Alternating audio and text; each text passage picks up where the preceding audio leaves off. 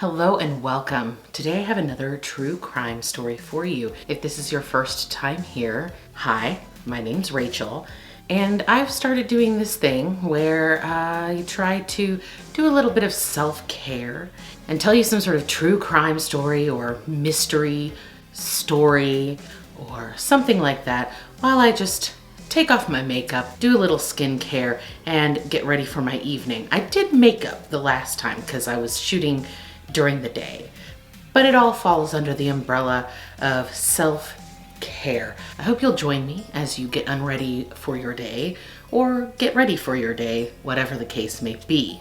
Today's true crime is about a man who was taken into custody on November 24th, 2012 at his Florida home for the murder of a 17-year-old boy.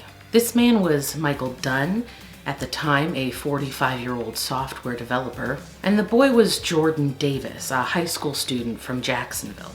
Michael Dunn immediately claimed self-defense, but this story would begin to be called into question as police revealed the facts of the case. Jordan's murder would gain national attention as issues of race, and discussion of Florida's stand your ground laws became major topics of discussion and debate throughout the entire country. Whew. Let me tell you what, guys, this one is kind of making my blood boil. If you're looking for a completely non-opinionated, just Wikipedia statement of exactly what happened, that's not what you're going to get here. I'm absolutely going to be fair, but I'm not going to be able to completely keep my opinion out of this because this guy makes me angry and I feel like we can be honest with each other. I'm not trying to sway your opinion, but if some of my own personal feelings slip through, just know ahead of time that's going to happen in this case. I'm going to give just a quick disclaimer so that people know what to expect. Because this is a true crime story, it does include violent acts, and in this case these violent acts were perpetrated on a minor, not the coal digging kind, the under 18 kind. Anything that was not convicted and tried in a court of law should be considered alleged, and I don't intend any disrespect to the family members or anybody involved in this case. And of course, any opinions expressed, which I've already said there are going to be some, those are just my opinions. They should not be taken as statements of fact. All right, let's get on with it. On November 23rd of 2012, which was the day after Thanksgiving on that year, Michael Dunn and his fiancée Rhonda Rower woke up in their Florida hotel room. They got up and went about their day preparing to attend Michael's son's wedding in Jacksonville. They had arrived the day before. They came in a little bit early for the wedding because they had this 7-month-old puppy with them and they wanted to go ahead and get there and get him settled in because the check-in time at the hotel on the day after Thanksgiving was going to be about the same time that the wedding was going to start. So they had gone ahead and spent the night on that Thursday night, and they kind of were just gonna take this opportunity to turn this wedding into like a little bit of a vacation. So not only did they arrive at the hotel the day before the wedding, but they also had plans to stop at a bed and breakfast on their way home. And home was about 2 hours from Jacksonville in an area called Satellite Beach. At the same time that Michael and Rhonda were just hanging out in their hotel room before the wedding, Jordan Davis and 3 friends, Tommy Storns, Leland Bronson, and Tevin Thompson, were enjoying their day off of school. Since it was a holiday weekend, Tommy had picked the boys up in his red Dodge Durango, and they were just cruising around town, listening to music, heading to the mall. It was Black Friday after all, and if you're not American, you may not know this, but there's always like crazy sales and stuff on the day after Thanksgiving. Jordan Davis's girlfriend worked at Urban Outfitters in some kind of mall or shopping center, and they were also going to go visit her. They were just generally being teenagers, out and about, riding around and trying to pick up girls. And then as it neared dusk, the 4 boys pulled into the Gate gas station to get chewing gum and cigarettes. Tommy was the only one of them that was 18, so he is the one who went inside to get said cigarettes. And this is where these 4 boys and Michael Dunn would cross paths. There are some facts here that are somewhat disputed. There's what happened and there's what Michael Dunn said happened. There's what the police discerned had happened.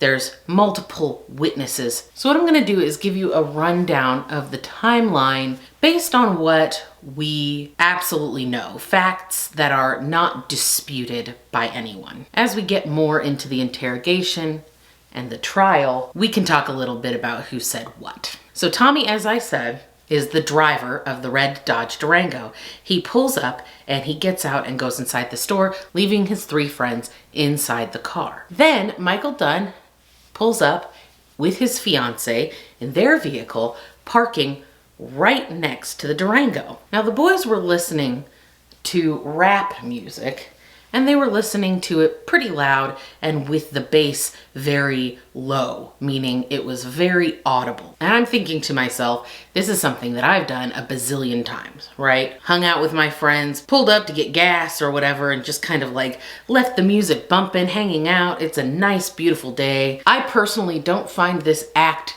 to be particularly egregious, but Michael Dunn did.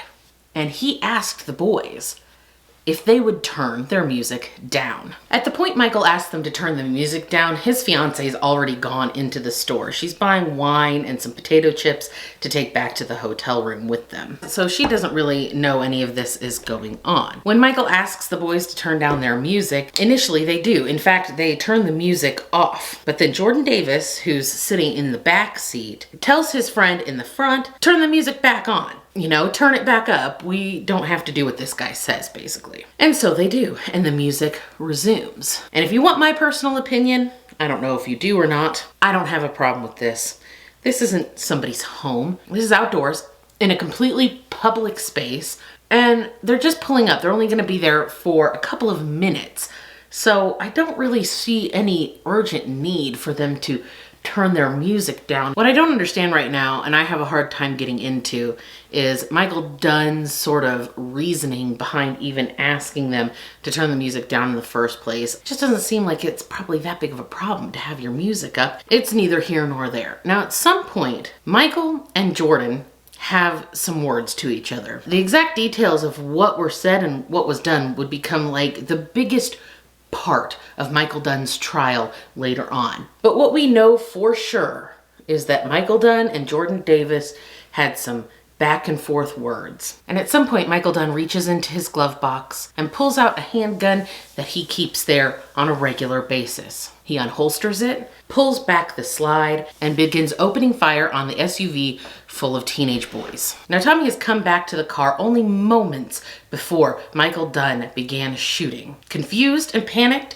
he throws the car into reverse and begins to drive away. Michael has already put several shots into the side panel of the Durango, and he continues to shoot, putting more bullets into the back of the car as it is speeding away from him. Of course, this is a gas station full of people and a parking lot full of people, and as they hear these shots go off, confusion ensues, and Rhonda Rower, Michael Dunn's fiance, comes running out of the gas station, asking what happened, and Michael tells her to get in the car. Now she's confused. She doesn't know who was doing the shooting. She doesn't know why, so she complies, leaving her wine and potato chips on the counter inside the gas station. And they drive back to the hotel, which is about 3 miles away. What Michael Dunn doesn't know is that those boys never even really left the parking lot. This gas station was on a corner and shared a large parking lot with a sort of shopping center, and the boys had just pulled away far enough that they were out of Michael's sight and got out of their car and began assessing the damage. They saw the bullet holes in the side panel, and they saw their friend Jordan in the back seat slumped over, unresponsive and bleeding. They also said that they could see him gasping for air. So now, legitimately fearing for their friend's life, they jump back into the car, throw it in reverse, and back about 150 feet right to where they were parked before at the gas station. And of course, all the bystanders are already calling the police, and the boys call the police as well. Within minutes, the cops arrive and pull up. The paramedics are there. The police begin interviewing witnesses as the paramedics attend to Jordan. But unfortunately, Jordan Davis had been hit in the liver, the lung, and the aorta, and would not survive his wounds. Luckily, as the police are interviewing the witnesses, somebody did get Michael's plate number. Of course, it's very natural to do so when you see somebody shooting a gun at people and then they drive away from the scene. Michael is looking pretty suspicious at this moment. But at least they have the plate number and they have reason to believe that they can track him down using that. Now, while all of this pandemonium is going on at the gas station, Michael and Rhonda arrive back at their hotel room. Michael, at this point, has put the gun back where it came from in the glove box, and when they get out of the car and go into the hotel, that's where it stays. He does not take the pistol inside with him. I want you to remember that detail. Once they get into their hotel room, he takes their 7-month-old puppy, Charlie, for a walk outside. They then make some mixed drinks, turn on a movie, and order pizza for dinner. The next day, the 24th, they wake up early and they drive 2 hours straight home, not stopping at the bed and breakfast that they had reserved that day. Once he's home, at some point, Michael has a conversation with some neighbor or friend of his that's some kind of federal law enforcement.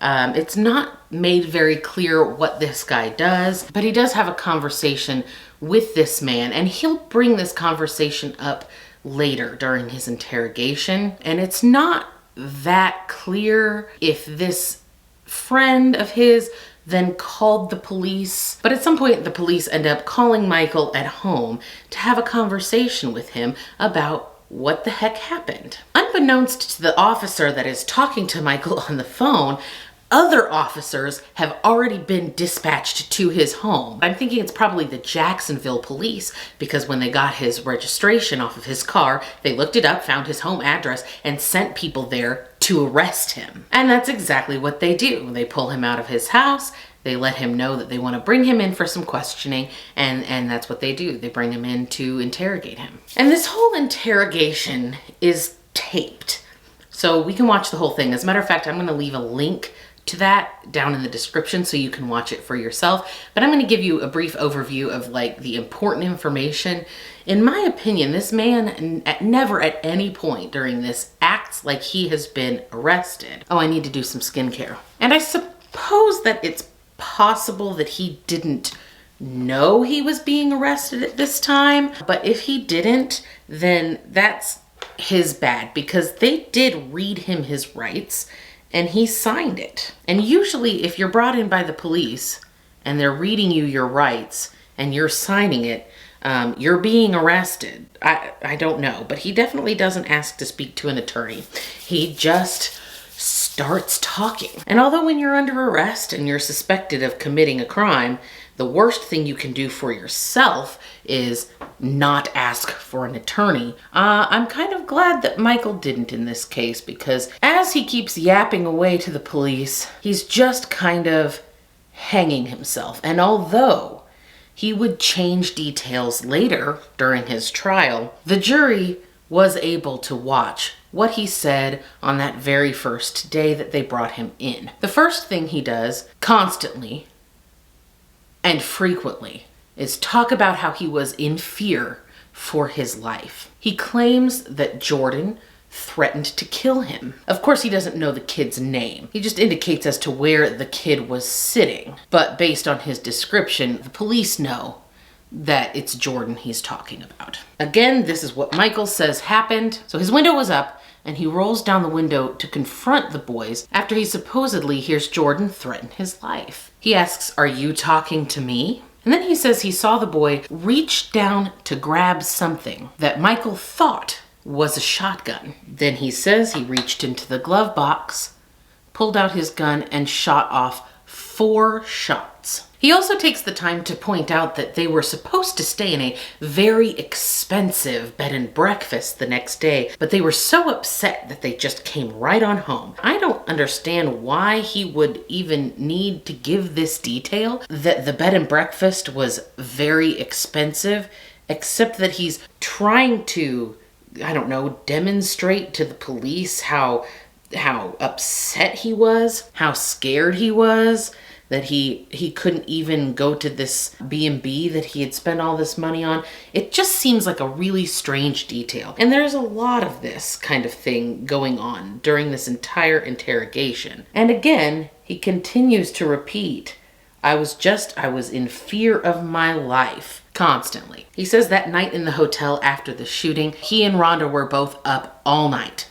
Quote, waiting for another car of thugs to show up. He also at one point says, I've gone over it in my head a million times, and what I should have done is just put the car in reverse. Kids, just so you know, if you're making a self-defense claim, admitting that you had another option open to you is usually not a good idea. And had Michael not been so arrogant and instead shut his mouth and called a lawyer, he probably would never have made that statement. He also says, but I saw a shotgun come up, or whatever it was, and it was fight or flight. So at this point, the police ask, well, okay, you're claiming self-defense on this, but why didn't you ever call us? Almost like a whole day went by and you never called us. Why would that be? And Michael says that he just wanted to get Rhonda and Charlie home. Charlie's the dog, remember? He also says that he didn't want to bring a shitstorm. I'm sorry I keep using air quotes. I know it's a lot, but I want you to know when I'm using Michael's own actual words. He said he didn't want to bring a shitstorm down on the Jacksonville police. And the cops that he's talking to are kind of like, okay, that's what they're there for. So it just sort of feels like Michael's grasping at straws. It seems like he thought he was going to walk in there, say, I feared for my life, and they were going to be like, good day, good sir, that's fine. And this is not how it's happening. So I think that Michael's just sort of getting a little bit agitated and panicked at this moment. The police then start to get a little bit more confrontational. Up until this point, it's been very chill, very relaxed. They're like, oh yeah, you know how the cops do. I'm sure you're like me and you watch tons of interrogation videos. You know the cops are always like, hey buddy, you want a soda? Let's just chat, because they want them to open up and not call a lawyer. And that's kind of how the conversation has been to this point. But now they're pushing Michael more and they're getting a little bit more confrontational. They're amping this up. And one officer says, now Michael, can you honestly tell me that at the point you started shooting, you saw a gun? And Michael says, it was like a barrel, like a single barrel shotgun. It could have been a stick. The police then revealed to Michael that there was no gun. There was no gun on the person of any of the boys. There was no gun in the car or in the surrounding area. There was no stick that could have even been considered a gun at any point. At this point in the interview, the look on Michael's face, just for a moment, is one of the realization that he was the bad guy with a gun the whole time. But his ego will not allow him to accept that fact, and of course he doesn't want to go to jail, so he immediately brings it together. Suddenly, for the first time, he claims that Jordan was getting out of the car and coming at him. And he also kind of starts to backpedal on some of the stuff he has. Well, like they do, trying to explain why his initial story doesn't quite match up with what the police found. The problem with this is that the police had questioned everyone at that gas station. They have multiple witnesses, and no one ever saw Jordan getting out of the vehicle, let alone advancing towards Michael. Now the cops are really amping it up and confronting him with every little question they've got. They want to know, how did Michael hear Jordan threatening him when the music was so loud that Michael couldn't even hear himself think? And on top of that, all of Michael's windows are up in the car. They also question why Jordan would even get out of the car in order to attack or confront Michael when we know there's nothing in that car for him to attack or kill Michael with. And Michael Dunn starts to panic a little bit. He's realizing that his little plan of just claiming he was in fear for his life and it was self-defense isn't going to work out very well. He remarks at some point that he had no idea that these were just kids. He thought that they were grown men and they were gonna come after him. And that's why he was in so much fear. The problem with this is that at the very beginning of the interview, he has already referred to them as boys and kids multiple times. But at this point, he's just throwing out anything he can because this defense he had built up was really crumbling. And one of those reasons is because he hadn't thought it through very well. You can see that he really didn't think anybody was going to call him out or question him on this. And really, he had every reason to believe that they weren't going to call him out or question him on his self-defense. Because just 7 months earlier, in the very same state, another very well publicized self-defense killing had gone to trial. And that was the trial of George Zimmerman, who had shot and killed Trayvon Martin, a 16-year-old boy who was walking down the street wearing a hoodie and carrying a bag of Skittles. In the trial, George Zimmerman had invoked Florida's Stand Your Ground law, which basically says that if you are in fear for your life, you do not have to first try to get away from the situation before taking lethal action. As long as you are in fear for your life, you are allowed to shoot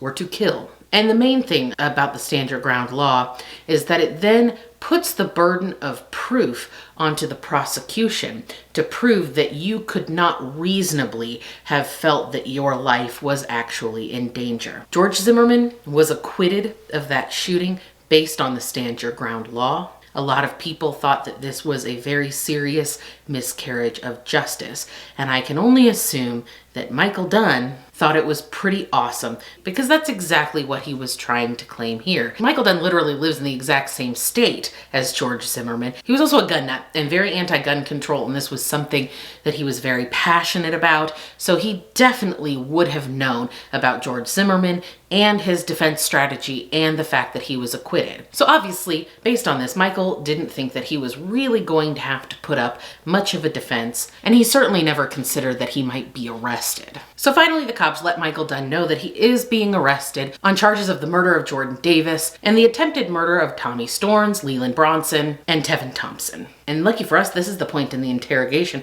where we basically get to watch Michael Dunn's head explode. And the interrogating officers, I'm sure, just could not believe their luck that they just watched this man sit here and essentially talk himself into a hangman's noose, never having asked for legal representation. Michael actually asks, like, should I get a lawyer?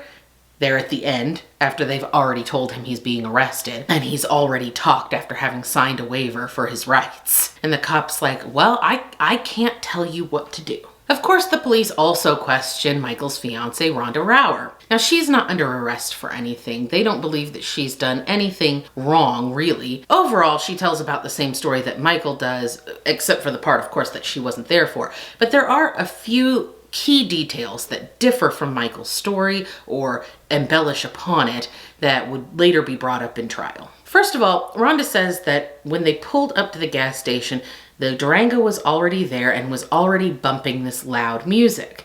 And Michael said, quote, "I hate that thug music." This would become a major point of contention when he gives his testimony, and we'll talk about that in a little bit. She lets the police know that Michael owns at least 3 handguns, and he also owns around 6 rifles and or shotguns. She's not 100% clear because guns really aren't her thing. They ask her about what Michael said to her about what happened when she did get in the car and they drove back to the hotel. And she says that he told her he shot at the vehicle because they were threatening him. And she makes a point to say that the first thing he said, and that he said over and over again, was the phrase, "I was in fear for my life." So he was already starting his defense because no person who's just been in fear for their life says immediately afterwards, "I was in fear for my life." Normal people don't talk like that. You say, "I thought they were going to kill me. They pulled out a gun." You say, "Oh my God, I don't know what happened. I thought that they were going to come after me." You don't usually say, "I was in fear for my life." So I just want to point that out. She also says that he tells her that he thought that they were going to kick his ass and that he thought that they may kill him. Never at any point does he mention to Rhonda that they had a gun. And this is very important because if they never had a gun and Michael never thought that they had a gun, then his self-defense stand your ground argument just sort of falls apart. And if they had had a gun or Michael thought they had a gun, Surely that's something that he would have told his fiance in the immediate aftermath. I was so scared for my life because they had a gun and I thought they were going to shoot me. This is what you would expect from somebody who had just experienced that situation. But he never says that. She lets the police know that when they got to the hotel, he did leave the gun in the car. He took the dog out, and he even came down to the lobby after they ordered the pizza in order to meet the pizza guy, pay him, and pick it up. Remember that Michael's statement was that they spent all night in fear that, in his words, another car full of thugs was going to come and get them. Now, one would think, if you are so scared that you think that somebody's going to come after you, surely keeping your defense weapon, your pistol, with you would be important to you, and surely you would not want to be going out at night walking your dog completely alone. One would also think that you would call the police and let them know what happened. And I want to reiterate again that Michael never did that. As far as the couple sitting up all night in fear that there was going to be some kind of retaliation from these young men, Rhonda says that she was very nervous all night long and had difficulty calming down because she was waiting for the cops to show up. She knew that whatever had happened at the gas station was wrong. She knew it was wrong because Michael had shot a gun, taken off, and not called the police. So she's expecting the cops to show up at the hotel room at any time to question her and Michael. That's what's upsetting Rhonda. And I have a feeling that that's also what was upsetting Michael and what was causing him to lose so much sleep. She also says that the next morning on the drive home, they listened to music on the radio, that Michael kept telling her, I love you, over and over again several times throughout the 2-hour trip. And that they absolutely do not talk about what happened at that gas station. And I'm going to say it one more time just so we're perfectly clear. He never says to her that the boys had a gun. So of course Michael is arrested, as I said. He gets no bond or bail because he's being charged with first-degree murder. And in Florida, you're not allowed to have bail for a first-degree murder charge. So he's just gonna have to wait it out in jail until his trial. This is the crumbliest face mask. It's just like falling apart. Because we're talking an awful lot about Michael Dunn. I just want to give a little quick note about the boys that were in the car. First of all, none of them had any prior arrest record. No history of violent behavior. Literally completely clean. Not even like a discipline from the school. Tommy Storns was the owner of the red Durango, and he was 18 years old at the time, just a little bit older than the other boys who were all 17. Tevin Thompson was in the front passenger seat, so he was the one who had initially reached over and switched off the music when Michael Dunn had said, hey, your music's too loud, turn it down. Leland Bronson was actually in the rear of the vehicle, sitting right next to Jordan Davis. And Jordan Davis was in the rear passenger side, so the side closest to where Michael Dunn was parked. He was the only child of parents Ron Davis and Lucy McBath. Ron Davis and Lucy McBath were divorced, and Jordan had moved to Florida as a teenager to live with his father. Jordan was just a typical teenage boy. They all were. They weren't thugs, as Michael described them. They weren't bad kids. They were just normal high school students out enjoying each other's company on a beautiful Friday evening. So this is just not drying, and I'm gonna just smear it around my face so I can try to get it to dry because I'm trying to move on with my life. I'll tell you what, these face masks are pretty expensive and I'm like not that impressed with them. So since Michael has to sit it out while he waits trial, he's got a lot of time to spend. And a lot of that time he spends writing letters to friends and family. And some of these things that he writes in the letters are interesting, considering he knows that anything he writes in jail is probably going to be given to the press and made a matter of public record, that it might even be used in a trial. And for somebody who's trying to put up a self-defense plea, some of the things he says in these letters just don't make him sound very sympathetic. For instance, he writes that he is very upset at the media because they're not being very sympathetic towards him. And he calls them a bunch of liberal expletives. I would let you know what that expletive is, but unfortunately I couldn't find it. I imagine it was probably either a euphemism for a man's wedding tackle or a euphemism for the butthole. I'm going to quote one of the letters, and this is the last thing I'm going to quote from the letters because this gives you an entire sort of overview of who he is as a person and what he thinks of his fellow man. He writes, "The jail is full of blacks and they all act like thugs. This may sound a bit radical, but if more people would arm themselves and kill these effing idiots, they may take the hint and change their behavior."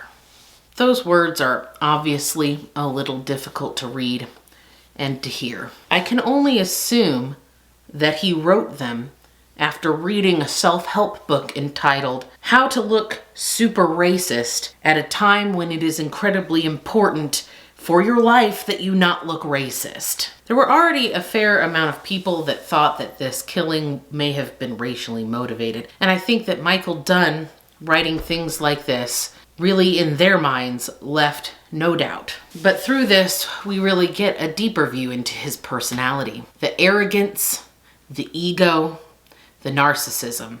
He feels like even though he knows every single thing he says and does is being scrutinized, he can still continue to go around saying and doing whatever he pleases, and there's nothing that they can do to touch him. I know he feels this way because one of the other things he talked about all the time was George Zimmerman, who we've already talked about. I'm getting so into this story, I keep forgetting I'm supposed to be doing skincare and like my nighttime routine. Sorry. It's hard to talk and do stuff at the same time. Anyway, he continues to mention George Zimmerman to people, constantly claiming that he'll have no problem because his case is even stronger than George Zimmerman's case. And as we all recall, George Zimmerman was acquitted. I don't know who was telling him that he had a stronger case than George Zimmerman, but I have a feeling it was mostly his own hubris. So Dunn was indicted by a grand jury in December of 2013, and he would go to court the following year. Angela B. Corey, who was a state's attorney, that means prosecutor, for Florida's 4th Judicial District, would personally oversee the prosecution. See, this was a personal case for her because she had been appointed by the governor of Florida as a special prosecutor in the George Zimmerman case. And she really felt like she had let George Zimmerman slip through her fingers. And this was such a similar case. She really saw this as her chance to redeem herself. They knew the evidence that they had was good and was solid, but they could not be too careful. Remember, in the Stand Your Ground statute, the burden was on the prosecution to prove that there was no way Michael could have actually been in fear for his life, which meant that they basically had to prove what Michael Dunn's mental state was at the time he did the shooting. And that's incredibly difficult. I mean, imagine trying to prove through evidence exactly what somebody was or wasn't thinking or feeling at any given time. They really had their work cut out for them. So in 2014, this thing goes to trial, and we've already covered a lot of the stuff that was presented there, so I'm just going to cover the general points of interest. Number 1, Michael Dunn testifies on his own behalf. It's actually pretty rare for somebody who's on trial for first-degree murder to testify on their own behalf. Usually their defense attorneys don't want them to talk. And in my opinion, Michael Dunn is the poster child for why defense attorneys don't like their first-degree murder clients to get up on the stand. By the time the trial comes around, of course, Michael has had time to sit and think about his story.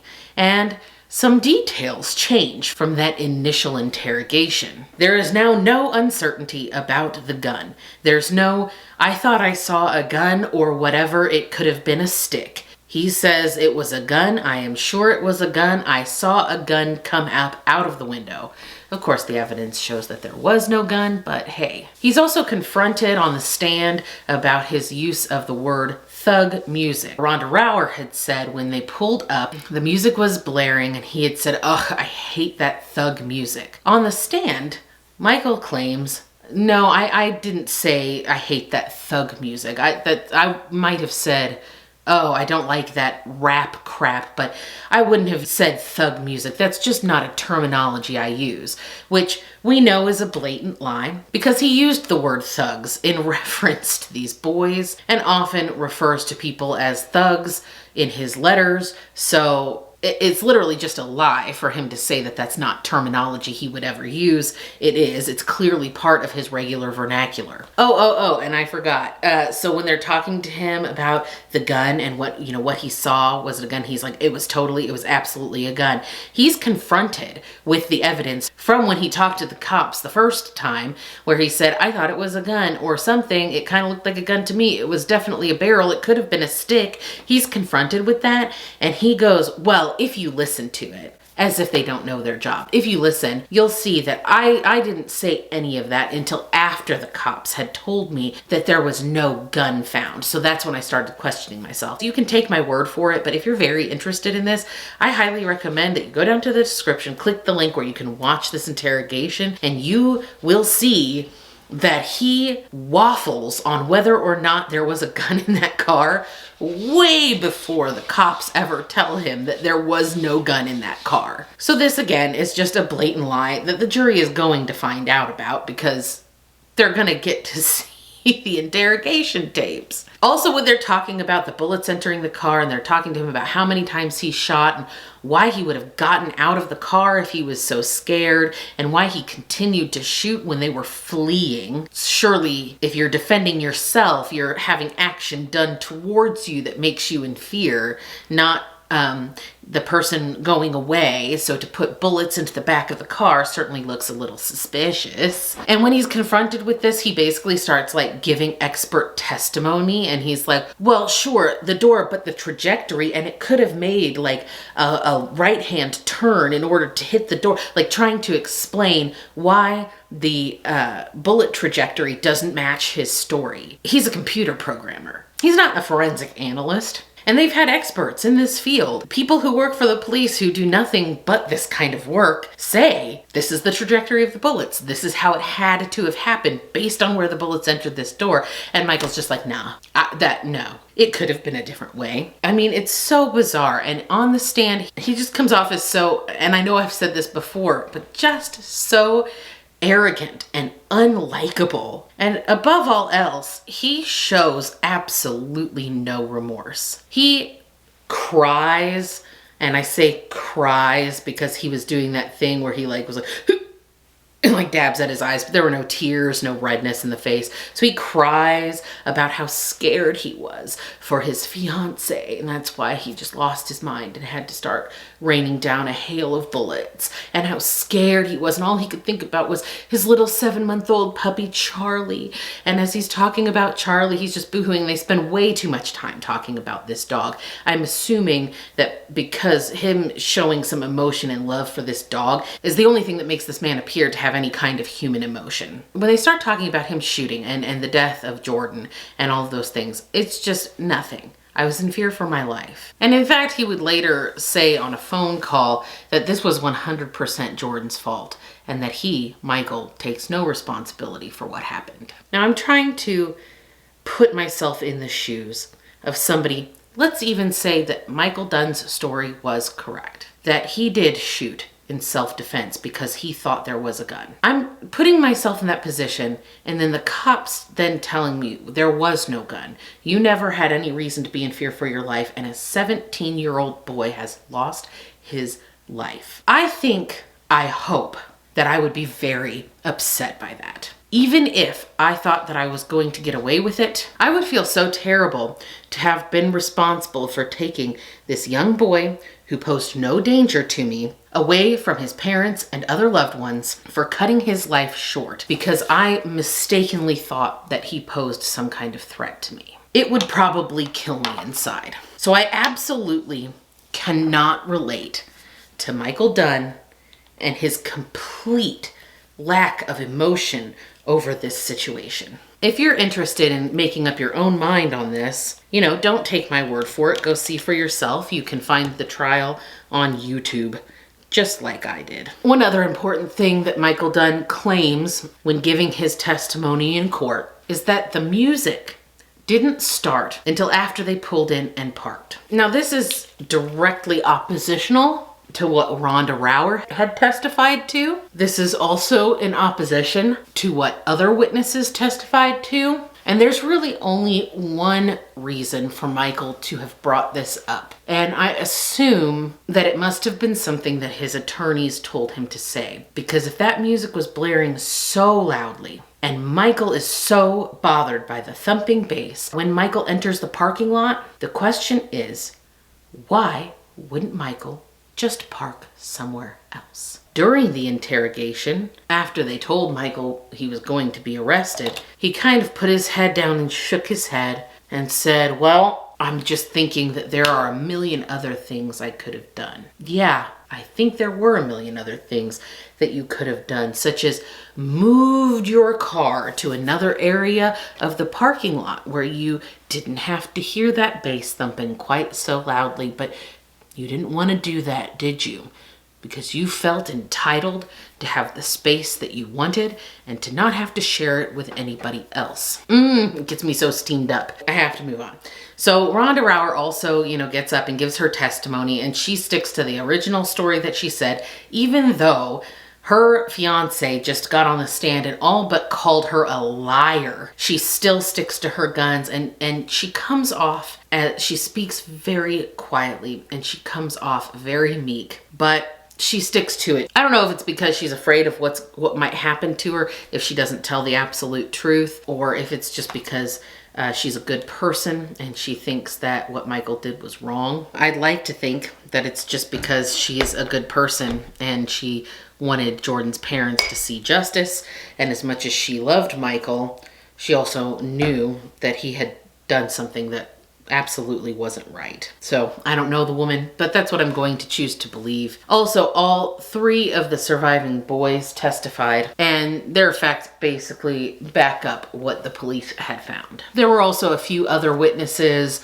That's how we know that the boys never actually left the parking lot, and how we know they never hid a gun or dumped off some imaginary gun that they had, because people saw them just pull about 150 feet away. People saw them get out of the vehicle and assess the situation and then back up right back to the gas station without ever having moved away from the vehicle where they could have potentially hid a weapon or anything like that. After all of this, the jury deliberates for 30 hours. And they were deliberating on any and all of 3 possible charges. And the least serious was a charge of shooting or throwing a deadly missile, which in all the true crime I've watched, in all of the trials I've watched, I've never heard of that charge. I don't know if this is a Florida thing or what, but that was something that Michael was being charged with, shooting or throwing a deadly missile. He was also up for 3 charges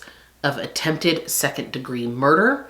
That is, of course, because of shooting into the car without particular regard as to whether he hit the other 3 boys, who he admitted were not being confrontational with him. Only Jordan was being confrontational. And of course, 1 charge of first-degree murder for the death of Jordan Davis. When the jury came back, they had found Michael guilty of all 3 counts of attempted second-degree murder, and they also found him guilty of the shooting or throwing a deadly missile charge. But they could not come to a decision on the first-degree murder. Now, I don't know if this is how it is in all states, but I can say at least in Florida, they were able to go ahead and make those determinations, and then on the first-degree murder charge, they called a mistrial for a hung jury, just on that 1 charge. And then Michael would then have to go for a retrial just on that 1 count. When preparing for the retrial, The prosecution really goes over everything to re-strategize. They talk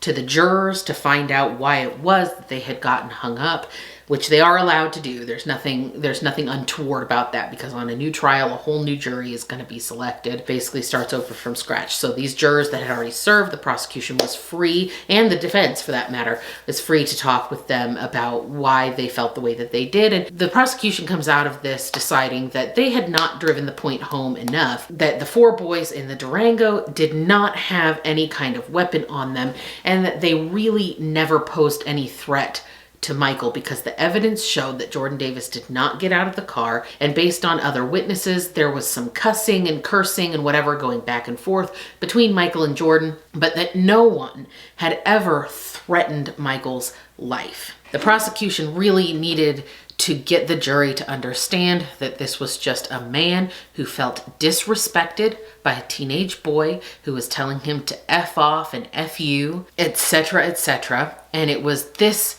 anger over the disrespect that he was receiving from this 17-year-old boy that was the impetus for him to draw his weapon and shoot pretty indiscriminately into the vehicle even after it began to flee. And so they worked hard for this retrial.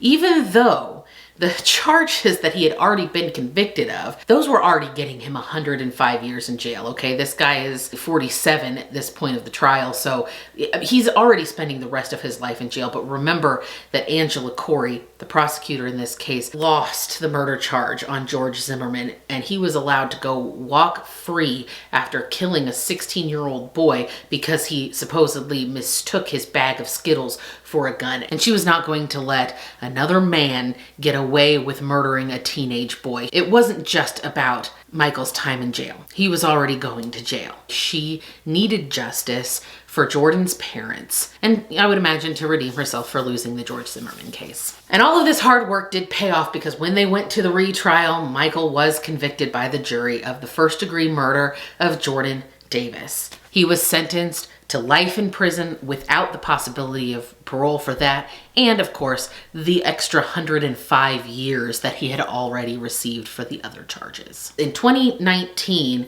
Michael had actually made an appeal to have this overturned, again citing Florida's stand your ground laws, and also there was a bunch of other evidence that he kind of like tried to throw out there that it was all BS, okay? I don't even need to go into it, because it was all just BS, and the judge saw that it was BS and they threw out the appeal. They were like, no.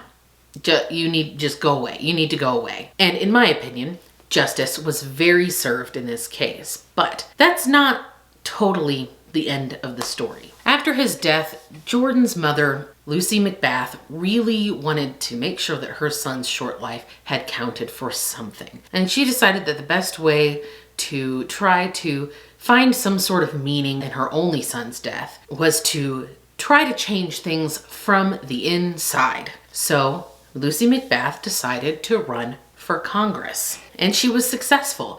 On January 3rd, 2019, she was sworn in as the Democratic U.S. House Representative for Florida's 6th District. She ran on a platform of common sense gun reform and on providing affordable health care. She's really worked across the aisle for a lot of bipartisan initiatives involving gun safety, involving higher education reform and protections for veterans. And I'm sure that Michael Dunn, a man who was very vocal about how he felt about liberals and also very passionate about being anti-gun control, really hates everything that Lucy McBath is doing in Congress. But Michael Dunn, of course, is going to spend the rest of his life behind bars and will never be eligible to vote again. Okay, that was a long one and a lot of information, but I just felt so passionate about this story. I really feel like justice was served in this case. Self-defense is not meant to be used to excuse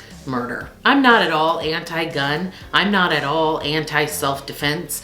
But, you know, self-defense is made to be used in cases where your life is being directly threatened. And I think that as soon as you start shooting at people who are trying to get away from you, it's really no longer self-defense. It's a lack of self-control. I would love to hear your opinions on this in the comments. And again, I'm going to have some links down in the description if you want to look into it further and make your own determination about this case. And if you like true crime stuff, stuff, consider subscribing because I'm going to be bringing you new true crime, mystery, self-care every week. I'm also taking suggestions for cases I should cover because if I'm going to do this every week, I'm going to need a never-ending supply. So be sure to leave those down in the comments, or you can reach out to me on Twitter or on Instagram, and my handles for those are down in the description. Okay, I'll shut up now. Thank you so much for being here today. It really makes my heart feel happy. Please take some time to take care of yourself. I will see you next time. Bye-bye.